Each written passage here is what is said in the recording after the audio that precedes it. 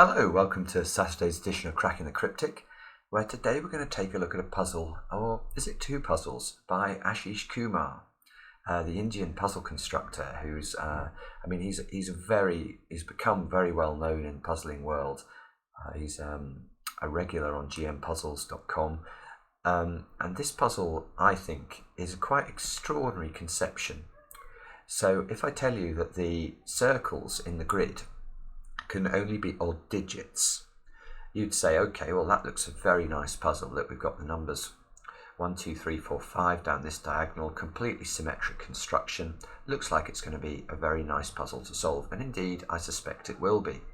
But then if I was to tell you that actually it's another puzzle as well, because we could do exactly the same puzzle and treat all of these circles as having to be even digits. Now at that point your sort of jaw drops and you go, what? How can it work both ways? Well, let me tell you, apparently it does.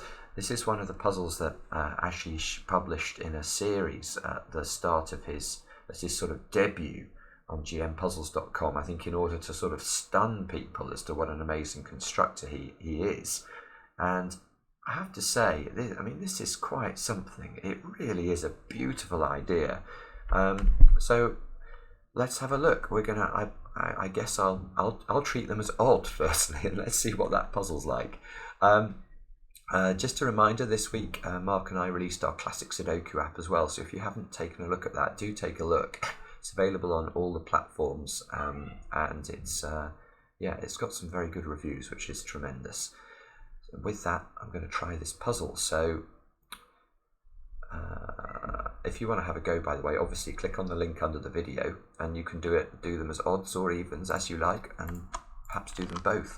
So this can only be a 6 because I'm treating this as an odd digit. Let's have a look. Same thing over there, look. This has to be odd, therefore the 6 can only go in one square. 6 must be in one of those two positions. Again, that's the restraint there. Now this, again, we're using the fact that these circles can only be odd repeatedly here to try and make progress.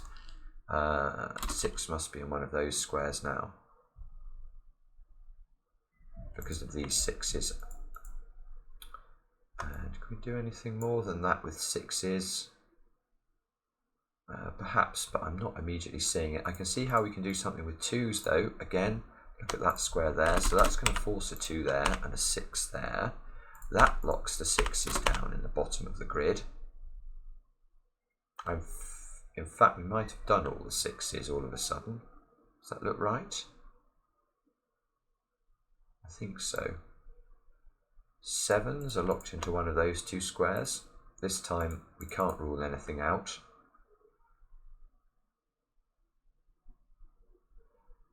7's here as well, look. 7's up there. 5s are locked up here. Ah, nice. And these 5s also locked up there. So now we've managed to lock the 5s into the same two rows of the grid in two different 3x3 blocks. So where can a 5 go along row 3? It must be in one of those squares. Ah, and actually, look, we've got the same thing going on down there. The 5's also locked into, so now we've locked the 5's into columns 1 and columns 2. So where can the 5 go now in column 3? You can see it can't go here, it can't go here. Must be in one of those three squares. We've got two 5's in those squares, so it must go there.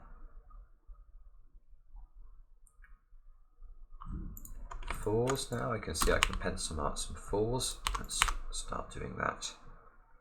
4's. In fact, 4. Sorry, I should have spotted this. Look, once I got this 5, this box suddenly becomes quite interesting because I've got 3 odd digits down this diagonal, and I've placed a 1 and a 5. So these 3 squares must be 3, 7, and 9 in some order. and the 7s look beautiful. So the 7s force down here. I mean, isn't this extraordinary? This feels like a completely normal puzzle. And yet the puzzle has sort of two identities. Right, now this isn't a 7 now, so these two squares must be 4 and 8.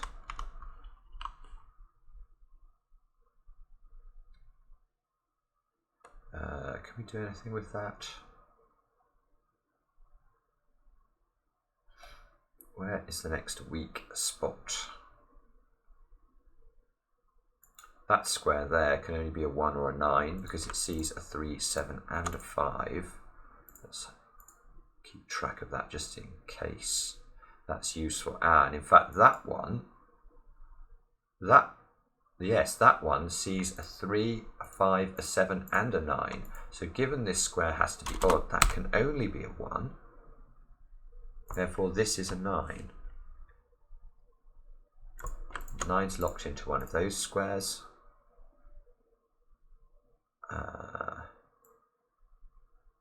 9's locked into one of those squares as well.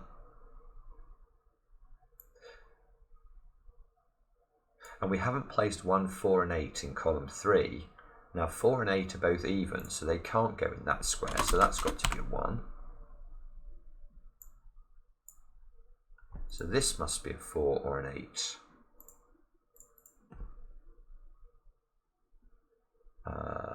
Okay. And the ones here mean we can lock. Oh, yeah, the ones here are really, really good because with this one over here, this square must be the 1. Now, once I get the 1 there, I can pencil mark some 1s in this box, but also I took the pencil mark of a 9 when I placed this one. So this square must be a 9. Therefore, this square must be a 4. This square is an 8. This square is a 4. This square is a 4. I'm just unwinding pencil marks there, doing nothing clever. That must be a 4 because this one can't be. I mean, it's a beautiful puzzle, this. It's a perfectly beautiful puzzle. This must be a 7. This must be a 7. This is a 9. This is a 3. It's just so clever. Must be an 8 in one of those as well. Now that one, look, can't be an 8. So that square is a 3 or a 5. And down here we need to put an 8 in as well. So 5, 8 pair, therefore this square must be a 2 to complete the row. Still a bit croaky today, apologies about that. Hopefully, maybe tomorrow I'll start to sound a bit more normal. Now, into these squares here, you can see the odd squares are going to have to be 1 and 3 because I need to put 2 odd squares into these squares, and we've already got a 5, 7 and 9 in the block, so the 1 will have to go there, that'll have to be a 3, and that'll have to be an 8. Now, can we do anything with that? You'd think we would be able to. 1 is now locked into one of those squares.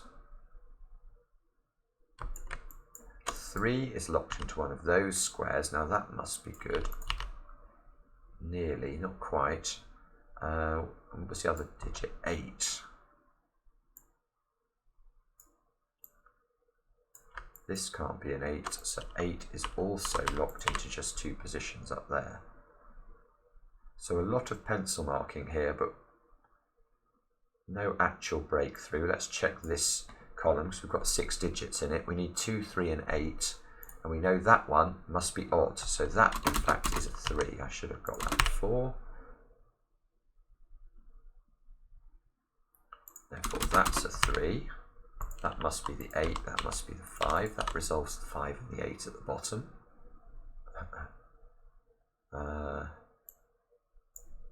It's a 3 in one of those 2 squares. A 1, look, in one of those squares. That forms a 1, 3 pair, so this must be a 5 now. That resolves it. This is a 5, this is a 1, this is an 8. That must be a 2 to complete the column. That must be a 2 to complete the box. That must be an 8 to complete the row. 2, 3. I've now got one.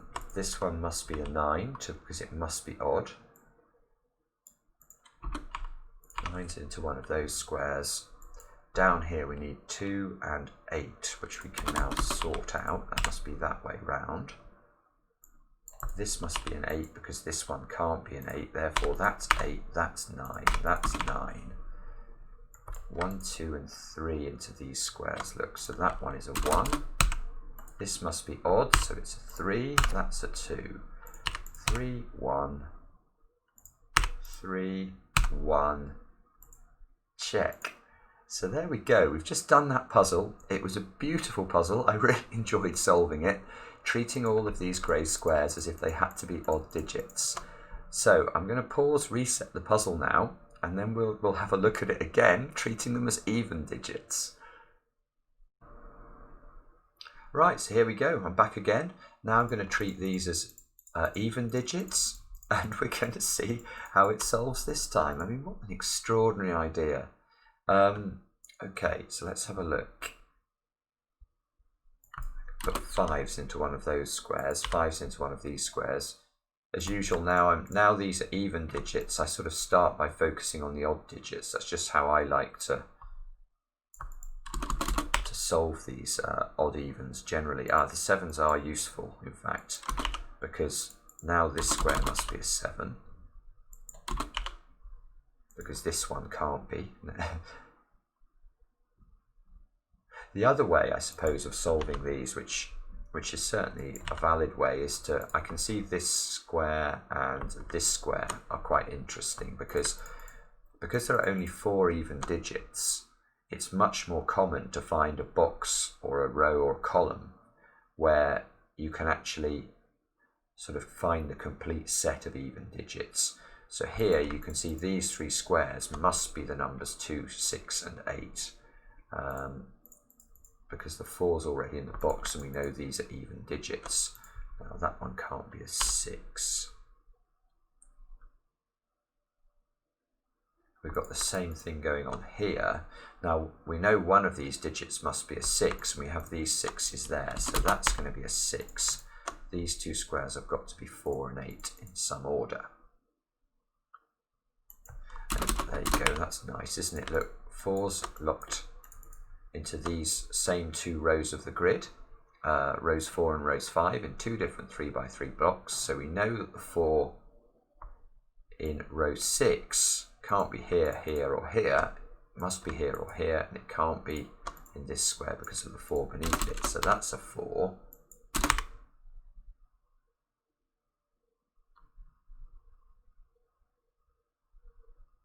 Must be a 6 in one of those squares. And in fact, look at this column. We've got this penciled as a 2 and 8, so we've got a 4 and a 6 already in the column. So we know that this is a 2 or an 8 because we know it's even, and there's a 2 there. So in fact, that's an 8, that's a 2. Therefore, this is a 2. Oops, wrong pencil marks there.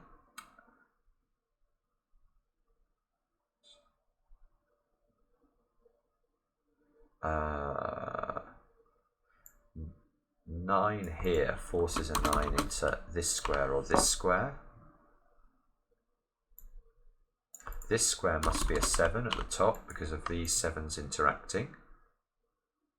Therefore that's a 7 and that's a 9. Now this must be a 7. And this must be a 7, and that finishes the 7's off. Now, can we use this 9? Yes, we can. Look, the 9 is very potent. Rules out the 9 from those squares. These 2 squares have to be even. So the 9 must be in this cell here. 9 in one of these 2 squares as well. Now this is nice. Look, 9 is locked into one of these 2 cells in the central box. Now, if we look over in this box here, again, 9's are locked into the same rows of the grid, rows 4 and row 6. So we need to put a 9 somewhere in row 5. It must be here. We've got the 4 and the 6 in this block, so these have got to be 2 and 8. Therefore, these squares have got to be 1 and 3. And again, what I'm struck by as I'm solving this is it feels like a completely normal, even Sudoku. You know, it's the normal logic I'm having to employ.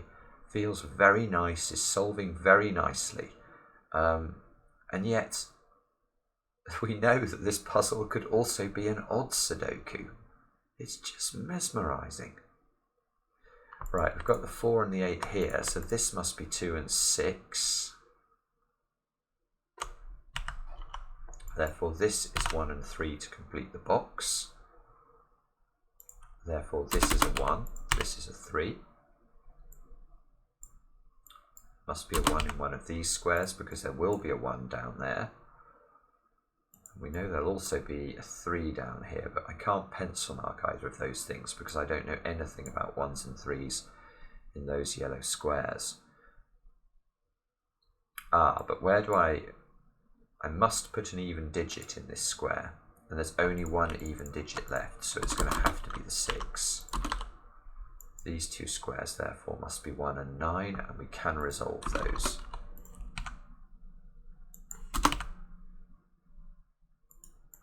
This must be a 9. This must be a 9 now. This square can only be a 1 or a 3, it can't be an 8. The 8 can only go in one position now, so it must be there.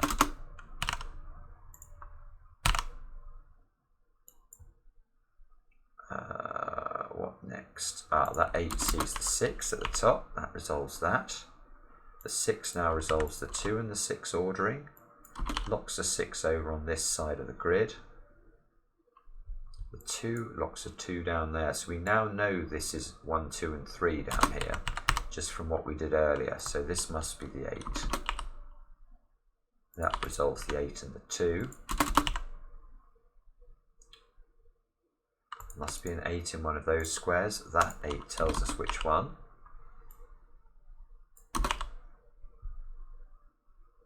2, 6, so this square can be 4 or 8. Can we rule the 4 out?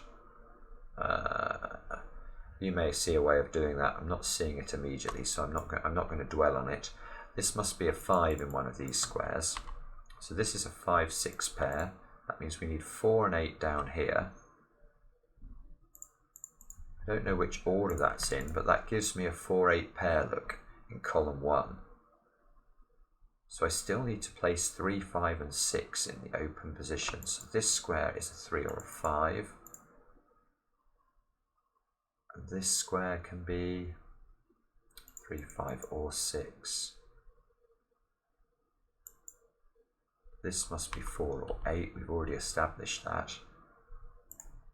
This square must be 4, 6 or 8. It can't be an 8 though, so that's a 4 or a 6.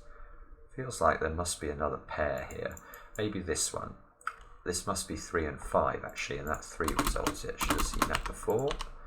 I'm going to blame my cold. 5, 3 resolves over here, look, 1 and 3.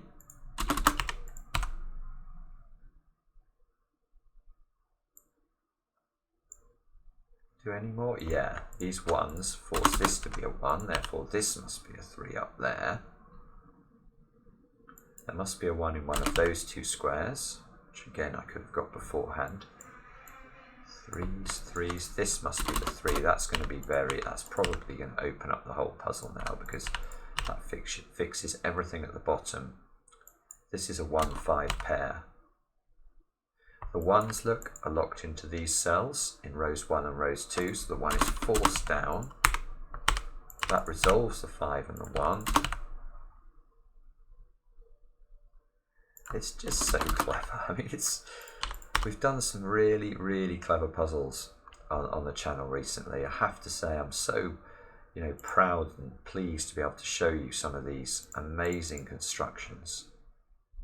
This now can't be a 6 or a 5, so that's or a 3, so it must be a 5. This is a 3. Now everything is going to, you can see everything is going to have to get resolved by this in order to disambiguate the left-hand side of the grid. And we still need to place 2, 3, and 4. So 2, 4, 3, that resolves the 4 and the 8, that resolves that 4 and 8, and that resolves that 4 and 8. Check. And there we go. So 2 puzzles for the price of 1. An astonishing, astonishing construction. I hope you guys enjoyed it. I'm going to look forward to the comments on this one. Ashish, amazing, amazing construction. And thanks for watching. Back soon with another edition of Cracking the Cryptic.